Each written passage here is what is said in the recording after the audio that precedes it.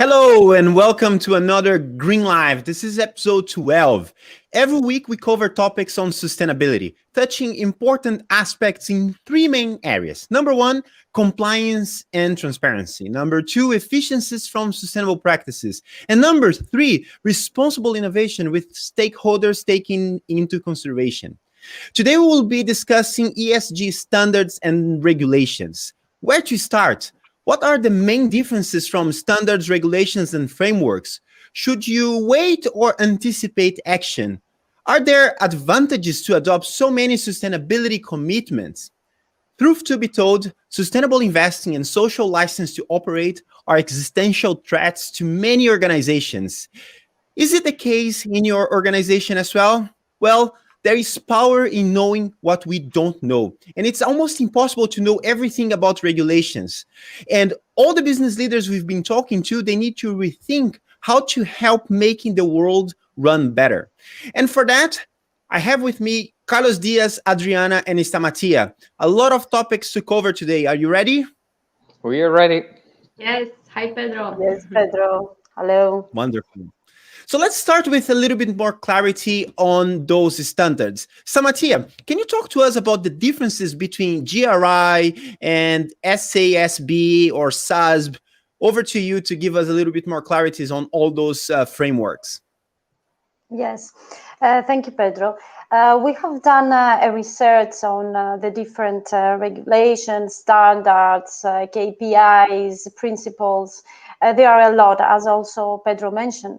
So we have categorized them. So if Pedro can share the first slide.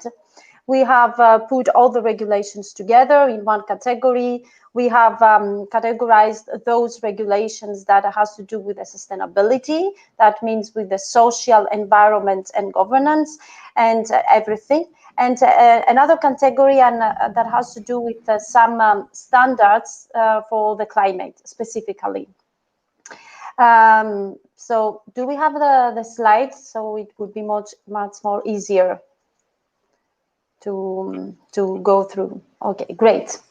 So we have referred in previous lives about the EU taxonomy and EU green bonds, EU climate benchmark. So what is EU taxonomy? In few words, it is a classification system, a common language, and clear definitions of what is sustainable.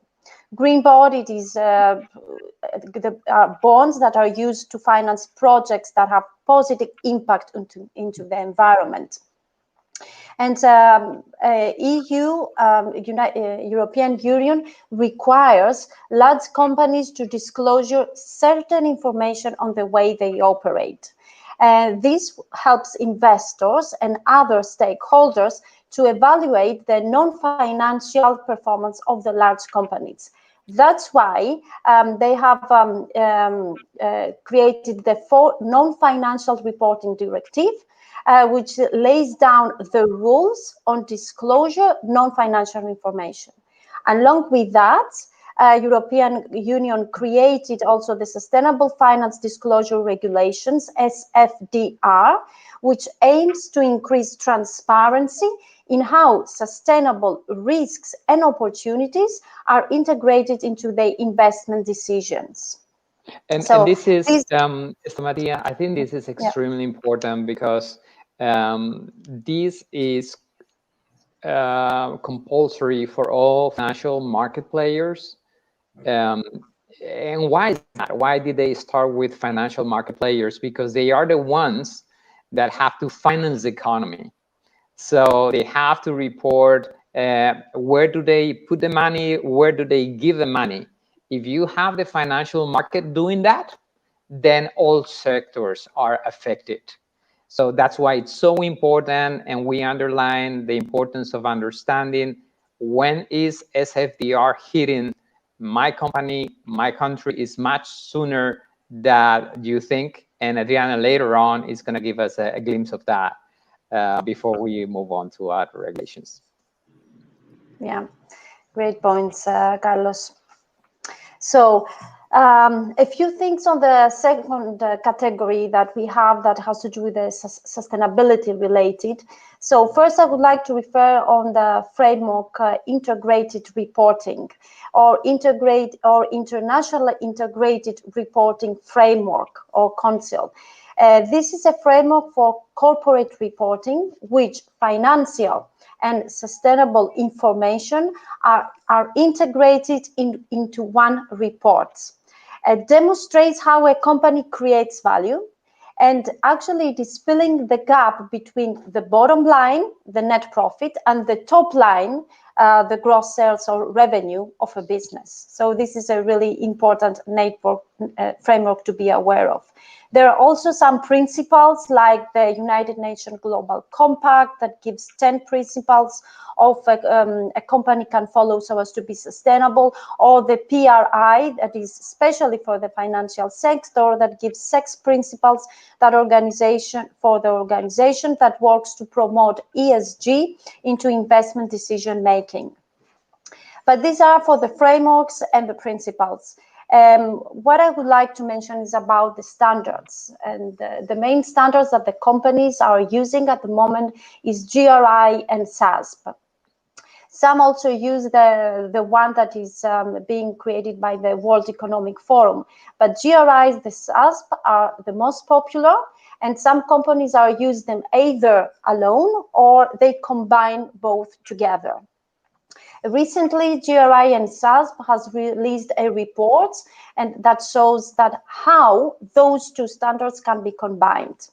But let's say some things on those two specifically. SASP, it has an industry focus, and actually it is focusing on ESG issues, environmental, social, and government issues that impacts the company, and it's mainly, let's say, relevant to the investors.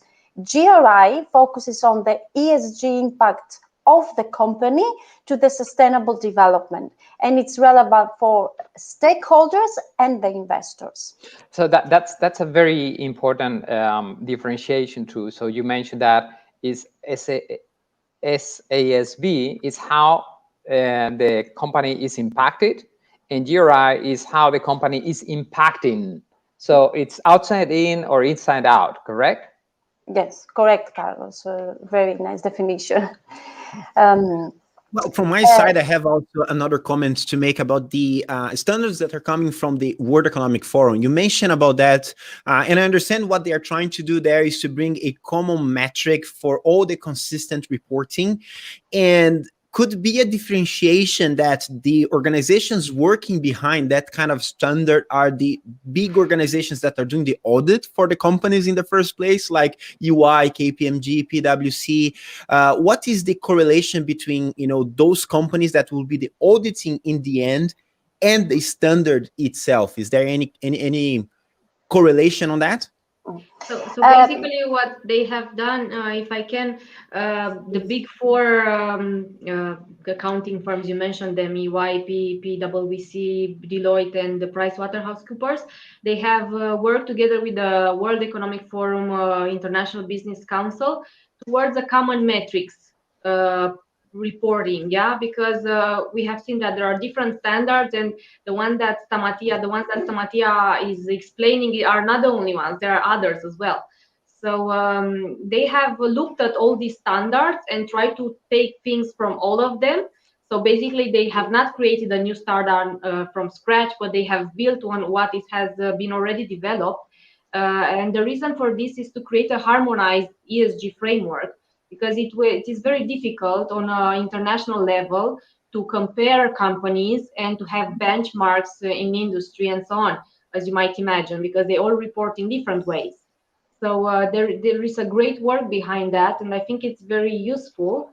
My impression is that this could be a way of harmonizing internationally all the standards. Yeah, that's a good point, Andriana. So as to move forward, I would like to mention also some things about those that are climate related. So CDSB, the Climate Disclosure Standard Board, it is a framework of reporting environmental information as a company reports the financial information. So CDSB, together with SASP, created the TCFD Task Force Climate-Related Financial Disclosure, which gives some recommendation to disclosure climate-related information. Except from this, we have also CDP. It is how to manage companies' environmental impact. SBT, science-based target, which is carbon reduction targets. The GHG protocol, that it is accounting standards for carbon emissions, and the different ISOs. There are a lot of ISOs, but we have here 2 ISOs that have to do with energy management and carbon emissions. So I would like to ask Carlos, as he has a lot of interactions with our customers, if he has any example of a customer that has used GRI, SASP together, or any other of those, or different standards that we are discussing now. Sure. So in the table that you showed, Stamatia, there are a couple of things clear to me. First one is that this is not easy. And second is that it's maturing as we speak. It is evolving. It is something triggered by not only international institutions, for example, the European Union, of course, being very active here, but also a lot of local legislations. And when I say local, I mean country specific, even region specific, city specific. So it's convoluted. And what I'm going to show you is an example of how that complexity is brought to fruition. We mentioned that the main ones, of course, the GRI, TCFD, SESB, etc., are different standards, reportings, but there's a law. There's this SFDR law, and Adriana is going to describe it in a little bit. Let's take as an example public information of one of the biggest companies in Spain, Telefónica. If you go there and see their 2020 integrated report, starting in page 200, if you can move on to the next slide, please.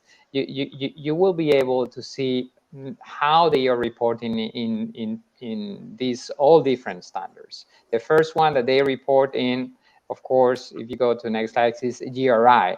So what they do is just they gather a lot of information and then they look at from a GRI angle. But that's not enough. Then they go to the next one and they help us understand what do they do in terms of ASSP. Imagine the complexity of filling up information from all these different angles. That's not enough. If you move on, you will see that they are also following the recommendations of the Task Force for Climate-Related Disclosures, so TCFD. And this is a third angle. Do they stop here? No. They go once more to report around the Science-Based Target Initiative.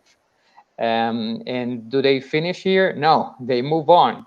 And they also are listed in the CDP rating list for as a, let's say, clean player. So this is just a demonstration with public information that this is extremely difficult to do if you don't have the data, if you don't have the capability of going to the granularity of the data. Once you have the data, the granularity, what's your scope 1, 2, and 3, what is your EU taxonomy related information, how do you match that EU taxonomy with your investments or your funds or your loans? Once you have that, then it doesn't matter how many reporting practices you have to comply with because you have the power. But I'm going to add one more dimension, something that I think Telefónica does in a very smart way. It is not enough to have the bottom line and the top line, so the financial information and the sustainability information. There's a third layer that we are missing, which is what is your customer looking for? And Telefonica does that very wisely. They also gather what is important for all the stakeholders, internal employees, executives, customers, SMBs, everything. This is the third component, and that's why we talk about a triple bottom line. And now what I'm gonna finish this showing a couple of things, if I may, is how we make sure that we add this third component for the triple bottom line, the bottom line, the top line, and the green line. And that's bringing up the information from our customers. What do they want in terms of sustainability? How can I be more profitable?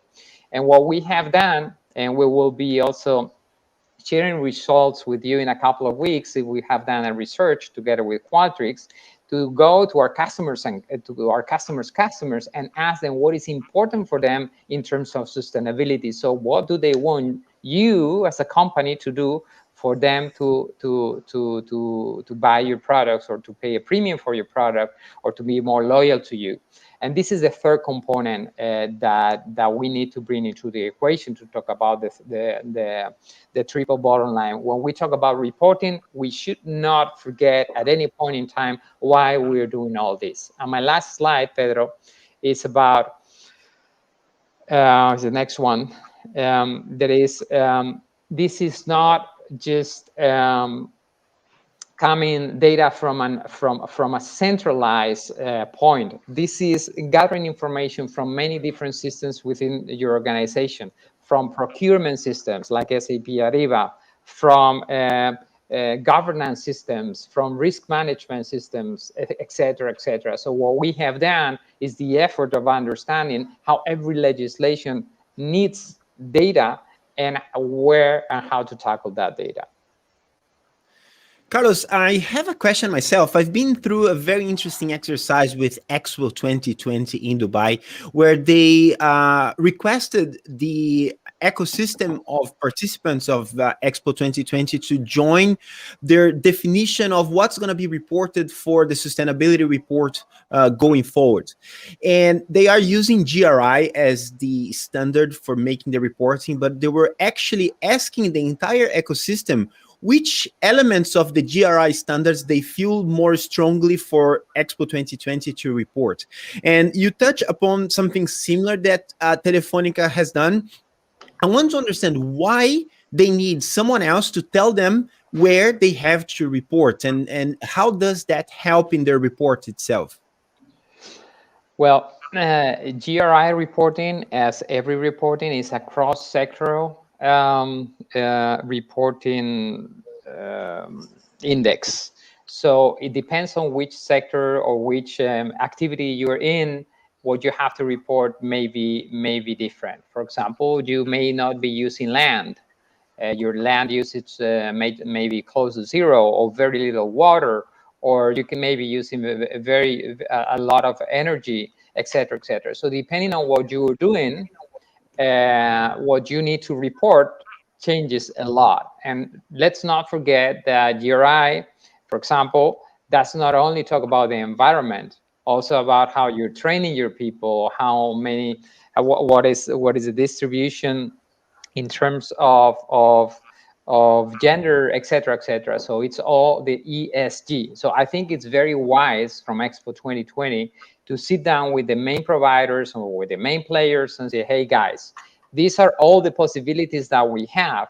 Let's just pick and choose where we're going to fight our battles, and how we are going to make sure that we are as green as possible in the dimensions that are important to us. Wonderful. Adriana, I would like you to give a continuation here and tell us a little bit more examples. I mean, we spoke about the World Economic Forum, we spoke about GRI and others. Do you have more examples to help us illustrate what does that really mean and how to handle those standards? Sure. There is one comment that I want to make for the Telefonica case that Carlos presented. I think they have done really an amazing job there in mixing all these standards. It's a huge work. They have hundreds of pages of report, which is huge, but for us was like reading it was like wow. And we were also surprised to see that they report a lot on scope 3. So let me introduce maybe what is scope 1, scope 2, and scope 3 regarding the GHG emissions, the greenhouse gas emissions. So scope 1 is the direct emissions, which are usually in the control of the company. Scope 2 is mainly electricity, heating, and cooling. And scope 3 is indirect emissions, yeah, the things that usually the companies cannot control. They are part of their value chain in the upstream operations and in the downstream, but then they cannot control it. And unfortunately, these scope 3 emissions are much higher than scope 1 and scope 2, sorry. They can reach up to 5 times the other two. So this is a great opportunity for companies to look at how they can reduce greenhouse gas emissions and also for cost reduction. You wanted to say something, Pedro? No, I just find amazing that there is a great illustration in this slide here that I'm bringing on our right side. On the upstream, you have different areas that you can cover. But what you're saying is that at the downstream, the challenge is much, much bigger. And maybe because we're talking about the value chain emissions, and sometimes organizations that don't have any control over their value chain. Is that more or less what you're pointing here? Yeah, that's right. And especially the downstream emissions are even higher than the upstream emissions, by the way. I was just looking at some statistics. So I find amazing that they managed to measure all scope 3 also in the end report. Yeah, can I make a quick question on scope 3? It's something beautiful that we launched a few weeks back at SAP. So we were using now for a long time SAP Ariba to go and ask our providers what is their greenhouse gas emissions, what is their footprint. Okay, we can do that, of course, through Ariba. But this is not only about data. This is about keeping a constant conversation with your providers, how they are doing, how they are interacting, how they are improving, how they are changing, how can they be offsetting some of what they are doing. So the overall, and we also launched with Qualtrics this interaction with suppliers to make sure that their footprint gets reduced over time. So in everything that we do, there's a standard way to do things, and there's the extra mile. And this extra mile is putting on top of data this direct interaction with your providers to really become partners in this journey. Yeah. And out of curiosity, Adriana, who created Scope 1, Scope 2, and Scope 3 in the first place, and how that happened to exist? Thank you for the question. Very good question. So basically, the what we call the GHG protocol, the greenhouse gas protocol, they created these scopes, and they have standards for accounting on these scope 1, 2, and 3 emissions. And basically, they are the most widely used at an international level. Something that I would like to mention still on the scope 3, because I think there's a lot of place of improvement over there for companies in general, but also for the protocols and the standards, is that usually they are a bit too general. And you imagine scope 3, it's along the value chain. So it's very important for companies to be able to compare each other, to benchmark, to not be fragmented, yeah, especially when we have global supply chains. So it's very, very, very important to harmonize this. And another great topic is the relevance that they give, because companies have the flexibility to decide which activities they consider relevant and which they are not considering relevant. So sometimes they can just exclude some things, and that could be a great risk, because maybe they exclude something which is really big and important. So there should also be maybe a more detailed view of different sectors, different industries, and how they should, what is the minimum level of activities that they should report on in order not to avoid any important emissions over there. Okay. I want also to go back to Stamatia and ask her a bit of the correlation with TCFD. She mentioned that in some of the frameworks. Stamatia, how does that correlate to the CFD, and what is that in the first place? Yes. So the CDSB, the Climate Disclosure Sustainable, I don't remember now the name, there are so many names. So CDSB together with SASP created the DCSB, the Task Force for Climate Change Disclosure Regulations. CDSB is a framework for reporting environmental information as we report the financial information.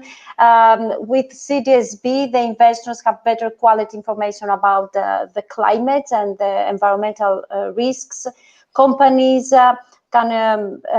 you can use the CDSB framework to incorporate climate change information. Regulators can benefit from standards-ready material.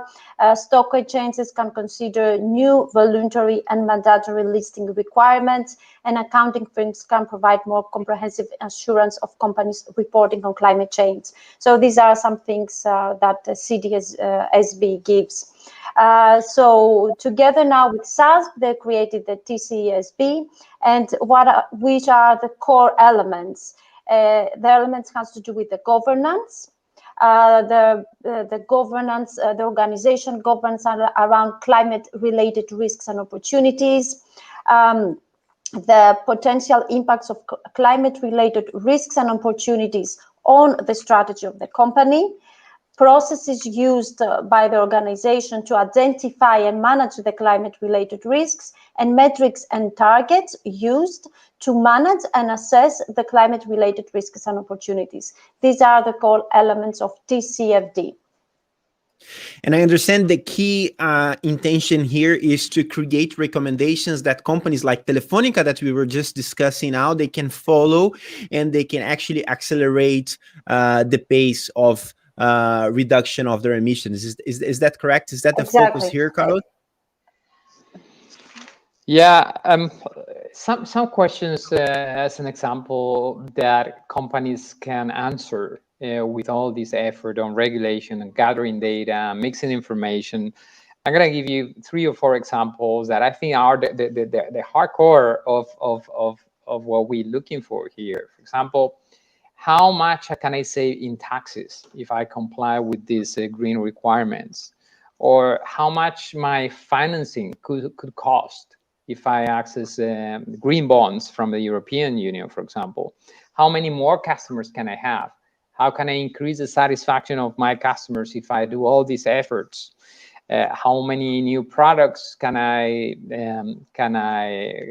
launch? How much money can I save in processes? So I think when we go to the board of the companies, it would be a step down if they just get a lot of sustainability reporting for greenwashing. It would be a step up if they use this information to really go to find what we call the sustainable advantage. How sustainability can get you go to places where you would have not been if you wouldn't have done these efforts.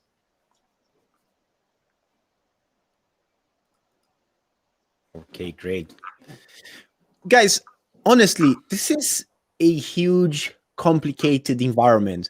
Are we talking about using all those standards and regulations for every industry here, or every industry on top of that will have their own standards? So I want to understand a little bit about what is common across industries and what is industry specific in what we have discussed today. Well, I can start kick it off, and then of course Tamatia and Adriana can chip in. But there are 3 main components that we need to understand.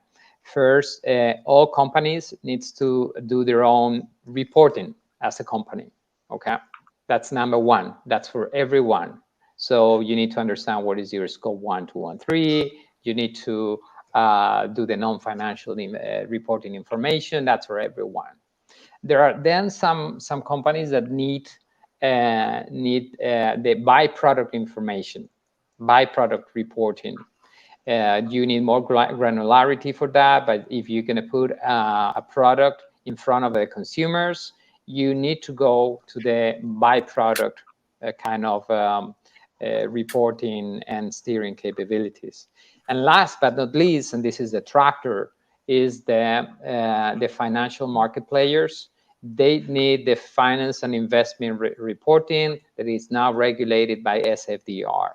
So I think those are the 3 big pillars, and not coincidentally, that fits perfectly with our offering. are offering on corporate value chain, product value chain, and finance and reporting value chain. Okay. And to that point, to SFDR, I want to talk a little bit about it because it's very important. The European Union as part of the European Green Deal, and the main reason is that we need a lot of financing in order to put into action all the investments that we need to and be more sustainable, generally speaking. So SFDR is basically standing for Sustainable Finance Disclosure Regulation, and they have started with the financial services, which, by the way, it came into a place on the 10th of March this year, and the first wave, and there is a second wave in June.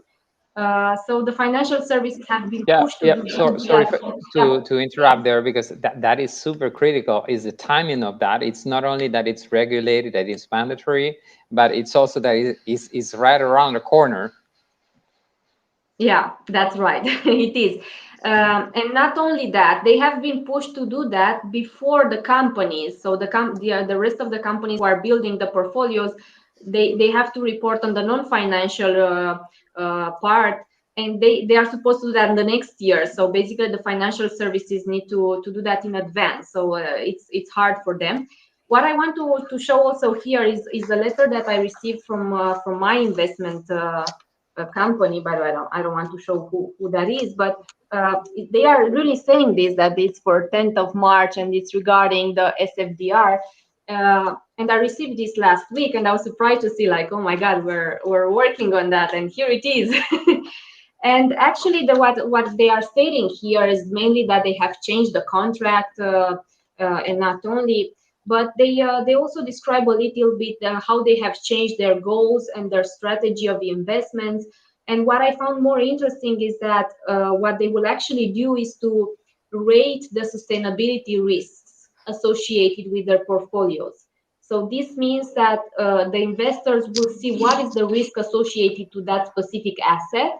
And not only these financial services players, they can decide even to take out some instruments from their portfolio if they are too risky. So this means that some industries, some companies will not get financed anymore because they are too risky from a sustainability point of view.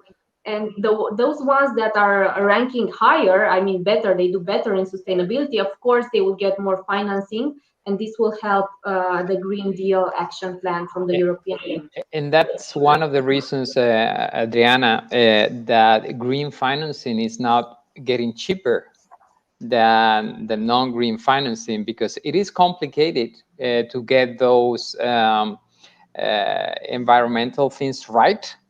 And for those that get it, there's plenty of money, and it's cheaper money than for the rest. And that justifies the sustainability advantage that we keep saying here, right? Definitely. We in Sustainability 1.0, with our old mentality, being sustainable was always bringing a premium to the consumer. Now there's no reason for that. Being green may bring savings for the consumers. Why? For starters, you got cheaper financing, so you're saving money by being green. And you can continue in the value chain. You're saving resources in the production line. You're accessing a community that is the fastest growing community in the history of consumerism. So you have more people to sell to. So for all possible reasons now, Sustainability 2.0 should be more affordable and more convenient for everybody to play. I think that's the motto of the European Union, and that's how they're going to channel €1 trillion in these sustainable companies. Well, as a matter of fact, it's cheaper, like you're saying, to get the financing, but at the same time, it's getting more expensive for you to run carbon-intensive or non-sustainable operations, right? So the premium actually that you are going to have to pay to operate in that kind of environment might be an existential threat to several companies out there. And the question here is, will your company be forced to exit markets like Europe And I think this is actually the question behind all these regulations that we are discussing here. They will be forcing the ones that are not compliant and non-sustainable to exit the industry altogether, don't you think? Yeah, it is, and this is also a benefit for these companies. The fact that they are pushed to do that, it's also a benefit for them. Just let's make a simple example. Yeah, if you have a facility which is not, let's say, able to handle floods. Yeah, let's say, and climate change will come with floods. It's already happening. Yeah, if you do not adapt in order to make your facilities less prone to floods, this will impact your company directly. I mean, you will get lots of costs. The facilities will get destroyed and so on. So climate adaptation, it's very important. And you can be pushed by the regulations, or you can do it just because it's your benefit anyway. So it's both ways. Great. All right, so we had a lot of ground to cover here, and I think there's so much more. We have announced this as a part one of a series of conversation. There's one thing that I'm looking at, and we might want to discuss that next time. We're talking about COP26 coming up in this year, right? Will that maximize the pressure that is already there? I'm sure that governments, they are under pressure to enact legislation in order to enforce all those things to happen. So what's going to happen in Glasgow, and what's your expectation for that? Do you want to cover it today, or shall we deep dive on COP26 on our next Green Live? That is a wonderful subject for our next Green Live. Yeah, I agree. Great, because I think this will maximize a lot of the conversation, and organizations will have to actually adopt those practices to survive, just like what we described here, right? Yeah.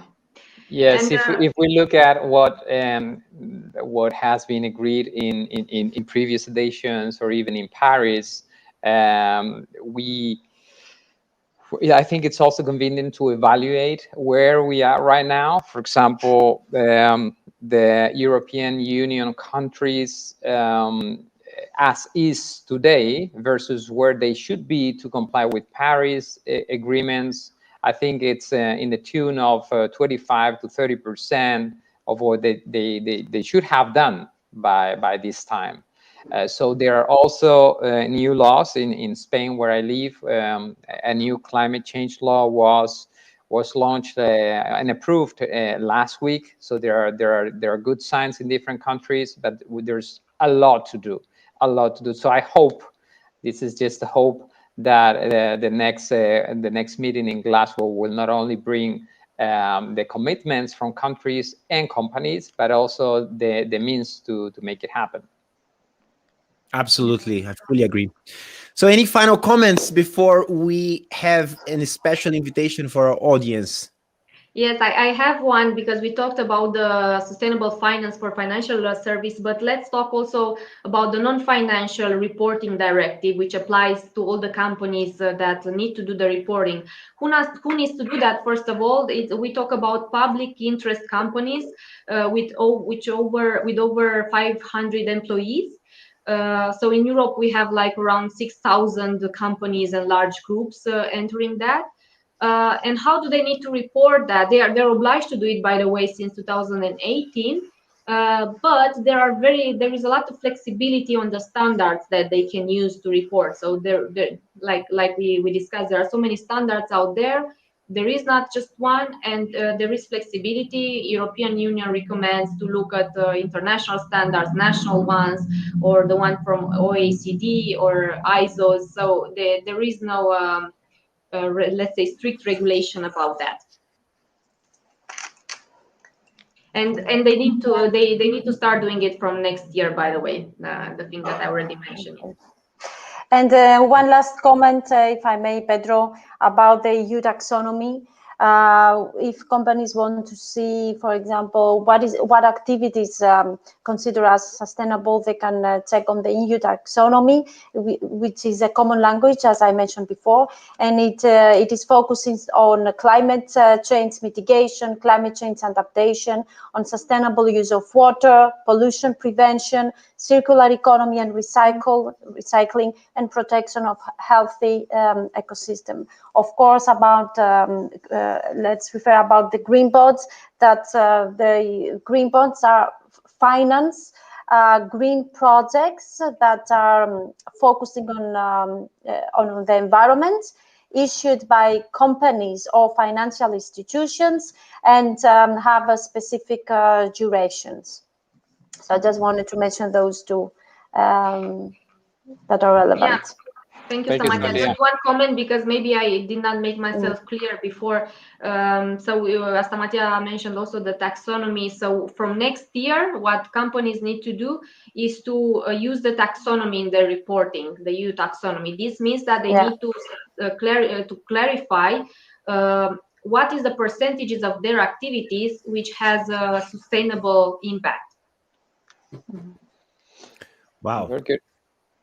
Very good. It's just a lot, everybody. Thank you so much. I think you're putting so much research here to help everybody to understand and navigate all those topics. I'm sure we'll have to come back to all of these again and again and again. But the more important is that we help everybody to get tools and strategies to handle a future that is a bit unknown right now. If somebody has succeeded with the old formula, for sure that formula will not work anymore. So we have to adapt. The world needs to adapt, and the business community needs to lead the way. With that, I thank you so much for your time today. I will see you next week. And for all of you watching us right now, I have a special invitation. We have the SAP Sustainability Summit coming up very soon. I'm going to play a video where you'll see how important it is for us to be together, discussing everything related to sustainability and deep dive on the most important topics.